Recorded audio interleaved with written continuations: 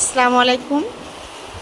আজকে কোরিয়ান কারিগরি প্রশিক্ষণ কেন্দ্রে হোটেল ম্যানেজমেন্ট হাউসকিপিং লেভেল 2-তে যে প্র্যাকটিসটা চলতেছে সেটা হচ্ছে বেকিং বেড মেকিং। তো এই কাজটা 5 মিনিটের মধ্যে কমপ্লিট করতে হবে, না হলে কিন্তু কম্পিটেন্ট হওয়া যাবে না। তো এখন বেড মেকিং করছেন আমাদের প্রতিষ্ঠানের সিনিয়র শিক্ষক আশরাফুল আলম। উনি আপ্রাণ চেষ্টা করে যাচ্ছেন যাতে 5 মিনিটের আগে বেড মেকিং করতে পারেন। তো আশা করতেছি যে চেষ্টা করলে পারা যাবে, দেখা যাক কি হয়। তো এখন দ্রুত চেষ্টা চলতেছে বেড মেকিং করার জন্য। খুবই হার্ড ওয়ার্কিং কাজটা। এই 5 মিনিটে এই বেড মেকিং করতে যায় কিন্তু সবাই অনেক ঘামায় যায়, মানে দেখতে মনে হয় যে অনেক সহজ, কিন্তু করতে গেলে অনেক কঠিন কাজটা।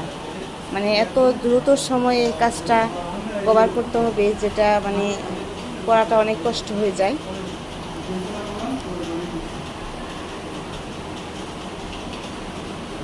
তো এই ট্রেনিংয়ে লেভেল 2 স্কিল অর্থাৎ এনএসডি এর হোটেল ম্যানেজমেন্ট লেভেল 2 স্কিল যেভাবে বেড মেকিং চলছে। তো এখন এই বেড মেকিং দেখে আমার মনে হচ্ছে যে আমি যখন সিঙ্গাপুর এবং চায়না ট্রেনিংয়ে ছিলাম তখন আমাদের প্রতিদিনই কিন্তু এইভাবে বেডগুলো সুন্দর করে পরিপাটি করা ছিল। তো এইভাবে মনে হয় মানে করেছিল, এখন বুঝতেছি।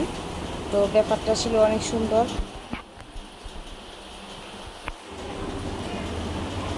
তো আমার ভিডিও চলতে থাকবে এখন, কিভাবে এটা কমপ্লিট করে আশা ভাই।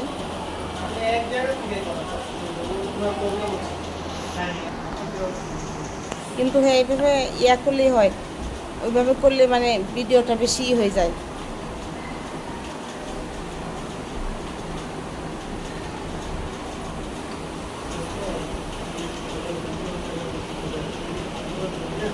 আসলে শেখার কোনো শেষ নেই। তো আমি মনে করি প্রত্যেকটা মেল এবং ফিমেলের এই স্কিল ট্রেনিংটা করা উচিত। কারণ হচ্ছে যে প্রত্যেকেরই বাসায় বিছানা গোছাতে হয়, কাজ করতে হয়, বিশেষ করে সবসময় মেয়েরাই করে থাকে।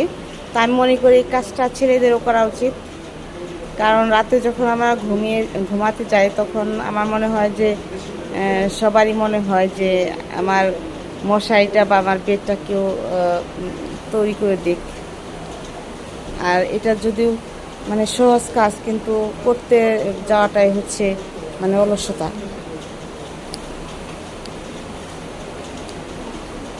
তো আমি যখন চায়না এবং সিঙ্গাপুরে ছিলাম ট্রেনিংয়ে, তখন কিন্তু আমাদের আমরা যে হোটেলে থাকতাম সেখানে কিন্তু এইভাবে প্রতিদিন আমরা ট্রেনিং শেষ করে এসে দেখতাম যে সুন্দর করে পরিপাটি করে বিছানাগুলো মানে সাজানো গোছানো। তো ভাবতাম যে এত সুন্দর করে মানে পরিষ্কার করতো।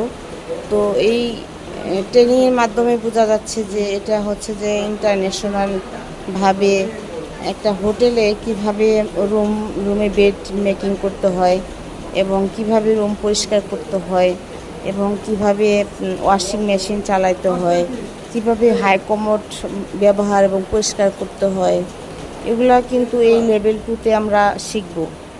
তো এটা আমি মনে করি যে প্রত্যেকেরই শেখা উচিত, কারণ প্রত্যেকেরই মানে ব্যক্তিগত হলেও এই ট্রেনিংটা কাজে লাগবে।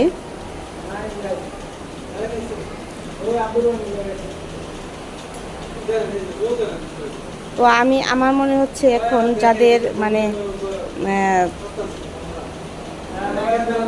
কাজ করার ইচ্ছা আছে, ভালোভাবে সুন্দর করে ঘর গোছানো বা পরিপাটি কীভাবে করলে কাজটা সহজ এবং সুন্দরভাবে করা যায়, তারা যেন এই ট্রেনিংটা করে, তাহলে তাদের স্কিল পার্সোনাল এবং আপ স্কিল হয়ে যাবে।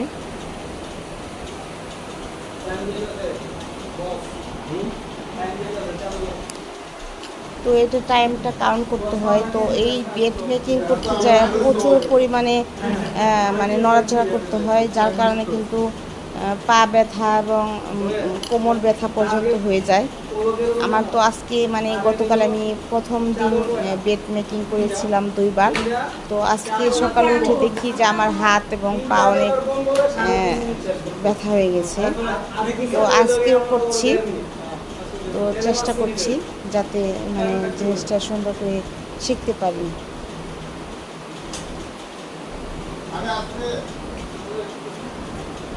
এটা কিন্তু কাউকে হেল্প মানে কারো হেল্প নেওয়া যাবে না, নিজে নিজেই করতে হবে।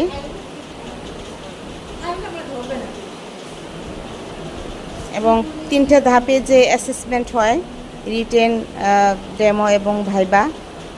তো আমার মনে হয় প্রত্যেকটা প্র্যাকটিক্যালের মধ্যে এটাই হচ্ছে একটু হার্ড প্র্যাকটিক্যাল, এবং টাইম যদি নির্ধারণ করা থাকে তাহলে কিন্তু বিশাল একটা মানে ব্যাপার হবে আর কি। তো এটাই হচ্ছে সবচেয়ে বেশি রিস্ক। ফ্লোর ক্লিনিং কিভাবে করতে হয় এটাও আমাদের শেখাবে, এবং প্রপারলিভাবে সঠিকভাবে কিভাবে এটা মানে করতে হয় সেটাও আমরা এই ট্রেনিং থেকে জানতে পারব।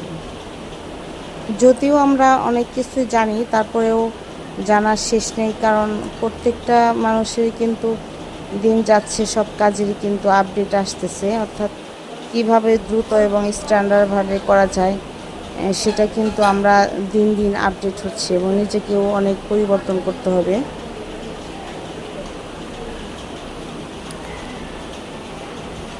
তো এই বেড মেকিংয়ের সময় সবচেয়ে গুরুত্বপূর্ণ বিষয় হচ্ছে যে 4টা যে কর্নার আছে সেই কর্নারটা ঠিকভাবে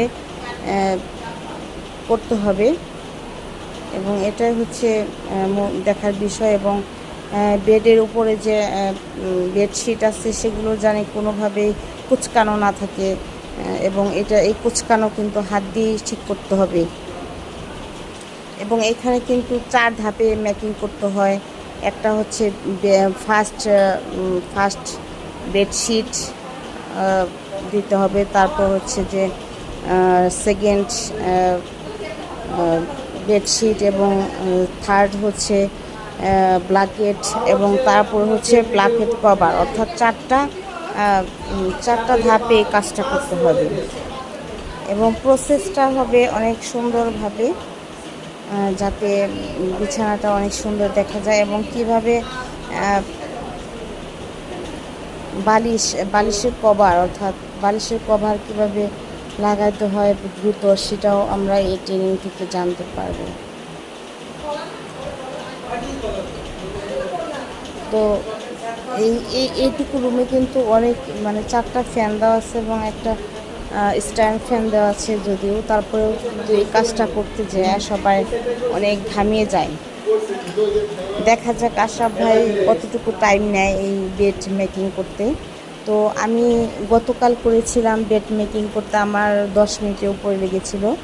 তো আজকে যখন ফার্স্ট করেছি তখন 8 মিনিট, এবং সেকেন্ড টাইমে কিন্তু 6, এবং তারপর হচ্ছে 5 মিনিটের কিছু একটু বেশি সময় লেগেছে। তো এই ধাপগুলো কিন্তু মনে রাখতে হবে যে কোনটার পর কী কী কাজ করতে হবে। এবং এই যে বেডশিট আছে, এই বেডশিটের কিন্তু মানে উল্টা সিধা একটা আছে, ব্যাপার আছে, সেগুলোও কিন্তু মানে দেখে করতে হবে। তো যখন আমরা প্রথম বেডশিটটা করব তখন কিন্তু সিধা করে আমাদের বেডশিটটা পাততে হবে, এবং তারপর সেকেন্ড বেডশিটটা আমাদের উল্টো করে পাততে হবে, এবং তারপর হচ্ছে কম্বলের উপরে যে কভার থাকে সেটা হচ্ছে সিধা করে, অর্থাৎ ঠিক আছে। শেষ। আল্লাহ হাফেজ।